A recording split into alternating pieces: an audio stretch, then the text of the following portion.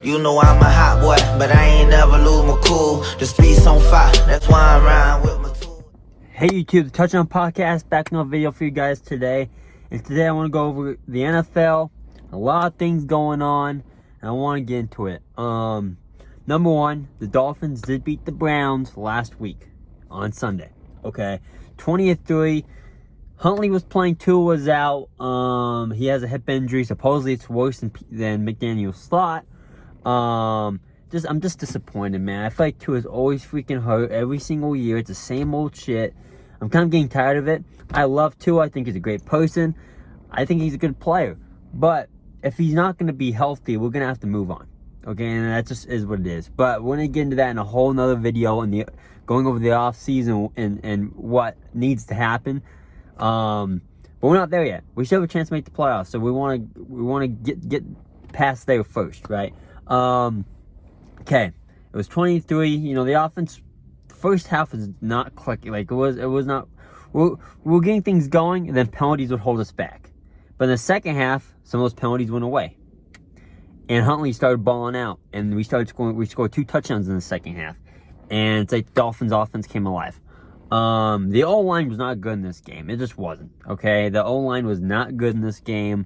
The defense did their job, but they played a third-string quarterback. So, you know, we can only take that with what it is. But the Dolphins' defense has been good most of the season. There's been games where they haven't been great, but there's been a lot of games where they've really played well. And Chuck Robinson, been a dog. Calais Campbell, been great. Zach Sue has been good. Dotson came in and had a great game. He actually got AFC Player of the Week today. You know, these guys, you know, Jalen Ramsey too. I mean, he had a big pass breakup near the end of the game. I mean, the defense is coming alive. The offense, without Tua, you see a difference, but Huntley helped a lot, and I think he's learning the system. And if he's gonna start against the Jets, I'm about 95% sure he's starting against the Jets, because it looks like Tua's hip injury is worse. I don't even think Tua comes back the rest of the year, honestly. Even if we make the playoffs, I don't think he does. If it's that serious, he ain't gonna play. Simple as that. That's what I want to go over there right now. That's what I want to go over. I want to go over that game. The Dolphins right now are the 8th spot, looking to get into the 7th spot. What needs to happen for them to get in is they got to beat the Jets, and they need the Broncos to lose to the Chiefs. Okay. Here's the deal with that. Okay, the Chiefs are most likely to rest some of their starters. Now I'm hearing they can only have what Bill Belichick says they can only have 6 to 7 inactive. So it's not going to be all their starters, but most likely Mahomes isn't going to be playing against the Broncos. Most likely Kelsey's not playing against the Broncos. You know, Chris Jones, most likely he's not playing against the Broncos, right? Like, the key veteran guys probably aren't playing. We know Carson Wentz is starting. I think there is news now that Carson Wentz is starting. I think I found that out today. They might even have their third-string quarterback get some playing time. I'm hoping not. Like, unless the Chiefs are winning, I'm hoping he's not going to come in the game. Let it be Wentz. Let's see if Carson Wentz can do some things, get back into his prime for one game. And Andy Reid, do us a favor that we did for you back in 2019, and do it for us this time and get us into the playoffs. It would be cool to see Dolphins back in the playoffs again this year. Even though I don't expect them to do anything, it'd be cool to see them in the playoffs again. Because I just love my Dolphins. I love my team.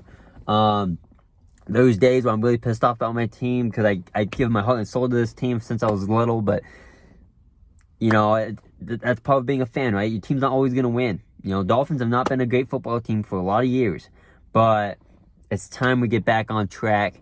McDaniel's got to fix it. You got to get your head out your ass, because you're going to be on the hot seat next year if not. And Chris Grier's going to be gone in the offseason anyway. I mean, he's most likely fired. I mean, it has to happen at some point. I mean, we can't just keep having the same GM that is desperate to get playmakers, but is not desperate about the O-line. Make it make sense? I don't know. But I want to go over that. But now I want to go over the 49ers and Lions game last night. I'm not going to go over the game necessarily. Lions won, as expected. They didn't blow out the Niners. Obviously, the game was a lot closer than I thought it was going to be, but the Lions won. I didn't watch the game at all. So I was going to watch it, but then I didn't watch it because me and my wife got hooked to a TV show last night, so I ended up not watching the game. I watch football every Saturday and Sunday anyway, and Thursday nights and all that. So having one day off of missing a football game is not at the end of the world, right? So that's why I didn't not watching it. Also thought it was going to be a blowout, so I didn't turn it on. The game was a lot closer than I thought it was. But what I heard was Brock Purdy injured his elbow again. The same elbow he hurt in the Super Bowl a couple years ago. Not good. He's about to be on a contract year next year. They might try to give him an extension in the offseason, but are you going to pay Brock Purdy $55-60 million per year? I don't know. I mean, I like Brock Purdy. I think he's a good quarterback. Do I think he's an elite quarterback? Not necessarily, and here's why. We haven't seen him without an elite receiving core, and you know, with that, we haven't seen him without. We've seen without McCaffrey and stuff, but we haven't seen him without Debo. You know, we haven't. You know, and the Niners have dealt with a lot of injuries this year. But when those guys have been out, you see where the Niners offense isn't doing anything. So, in any really, really elite quarterback like Mahomes, Josh Allen, they win with less receiving cores. Okay? But Purdy isn't doing that. You know, neither is Tua. You know, neither is Tua. You know? So, and Brock Purdy and Tua to me are pretty similar. Now, I do think Tua is better, obviously, but I think Purdy. Here's why I think Tua is better. Okay, and I'm not trying to do a comparison here, but these two are pretty much similar. Difference is Purdy's gone to a Super Bowl, and I give Purdy a lot of credit. I mean, dude can ball, but we haven't seen him be successful without a good receiving core, without Ayuk, without Debo. And we won't see that because Ayuk's got a good deal. Unless, you know, Debo might be gone in the future. I'm hearing the Niners fans think he might be gone. He might not be. Who knows? But we haven't seen him without those guys. And when we have seen him without those guys, when those guys have been injured, the offense isn't really doing much. So that's the thing.